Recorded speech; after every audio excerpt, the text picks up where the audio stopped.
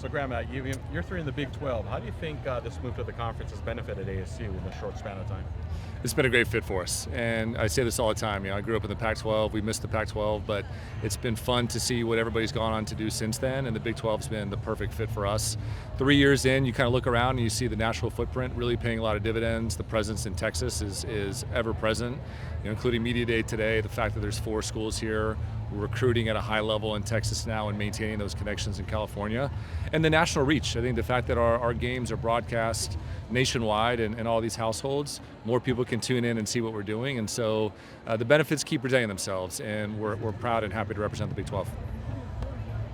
Can you talk about facility improvements? I've had a lot of fans ask me about different facility improvements, not just basketball, but what is planned for the coming off-season? Well, we've got a lot going on with regard to facilities right now, including football at Mountain America Stadium. We've got 2 premium sections that are being renovated this summer. The South Loge, we have about 400 seats that'll be refreshed. One of the last areas that didn't get renovated about a decade ago, and so that last area of premium hospitality, we have so much demand for our tickets, so much demand for amenities that we've been able to refresh that section. It'll be ready for this fall. And then the north boxes that we tried in the north end zone last year, tested a concept that worked fairly well. I think we've got a better version this year that we'll do with about 34 boxes that go right by the Tillman statue on the north end zone. And so looking at game day improvements that we can continue to make. Obviously Desert Financial Arena is well underway. Really excited about that renovation. The football, volleyball practice facility. We're looking hard at track and tennis right now and trying to determine when we can make a move to get those new facilities underway.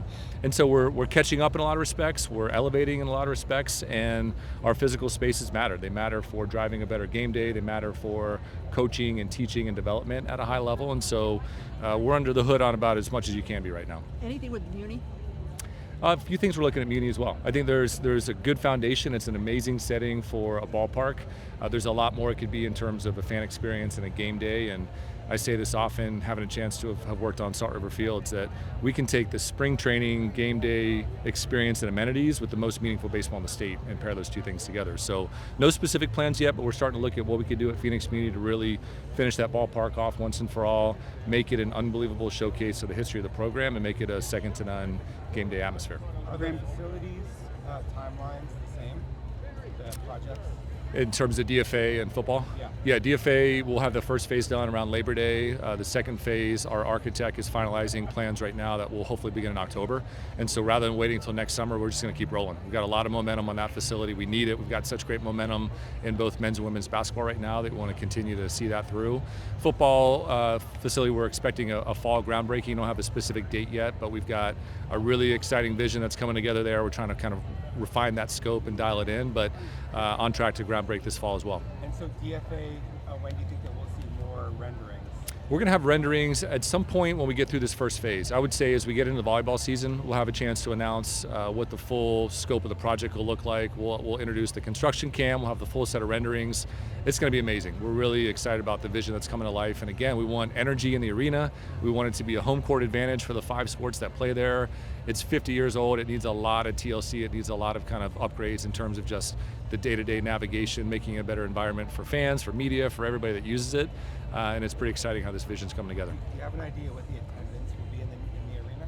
It'll get smaller, not considerably, but without removing space, but just going to more seats, wider seats, different seating areas, more row 1. So right now there's really 1 seat in the entire building, and it's been that way since the mid-70s. And so creating different seating areas, creating different loge boxes, more courtside inventory, theater boxes throughout the arena. We can introduce a wider seat that makes it more comfortable for everybody, reduce a little bit of capacity along the way, and that's been part of the thought process. Graham, Kenny's going into his 4th year as head coach. What does it say just about the job that he's done, where I think even by his own admission 8 wins last year may have been a disappointment?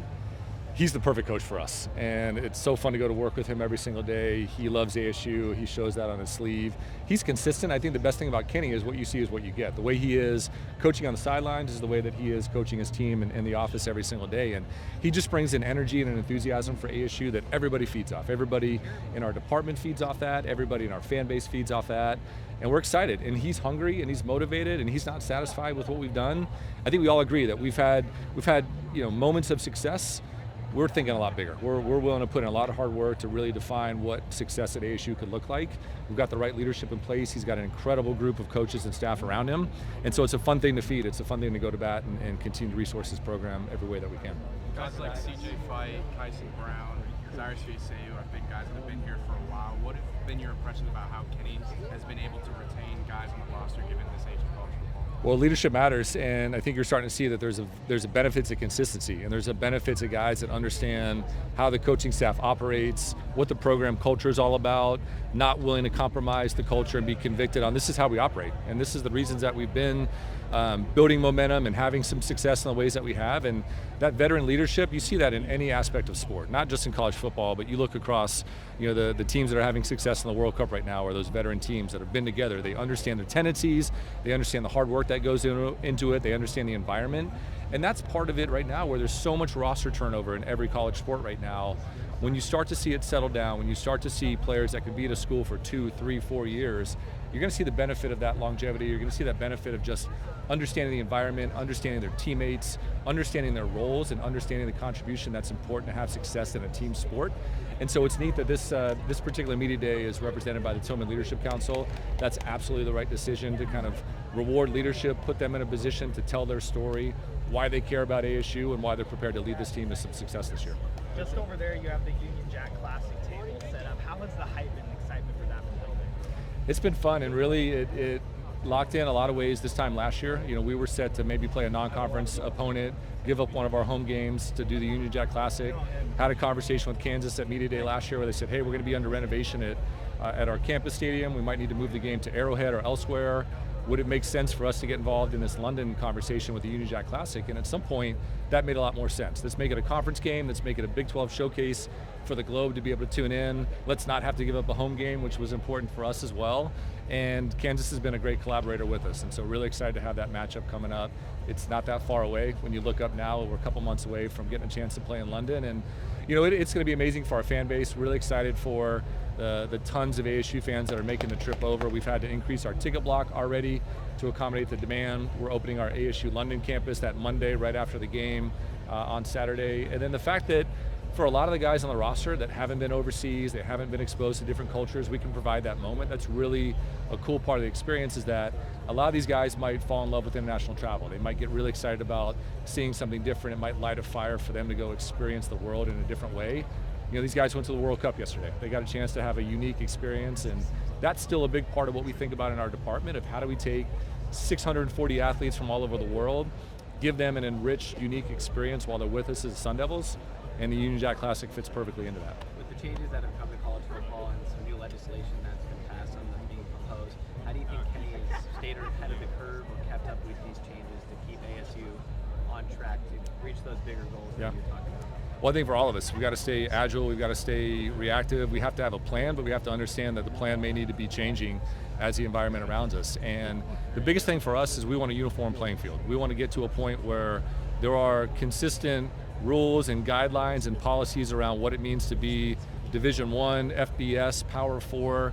At some level, we're all playing for the same championship. And the sooner that we can get to the point where we're all operating with the same guidelines, that the 4 conferences view the environment the same way, that there's a national standard to eligibility or transfer portal or rev share and what that looks like, that's only going to make the sport better. And so we're mining the environment. We're in those conversations. We're tracking on the changes. I think we've been extremely agile and adaptable to leveling up in the ways that we can. There's a lot more that we need to do. We're not going to be shy about saying that, but to have a coaching staff, to have an administration, to have a university that can be agile and adaptable to a changing environment that still seems to be changing by the week, I think it speaks volumes to what we're here to do. And we're not going to shy away from the hard work. We're not going to shy away from the tough conversations that could benefit us uniquely at ASU. They could benefit us at a national level. They could be a benefit to the Big 12.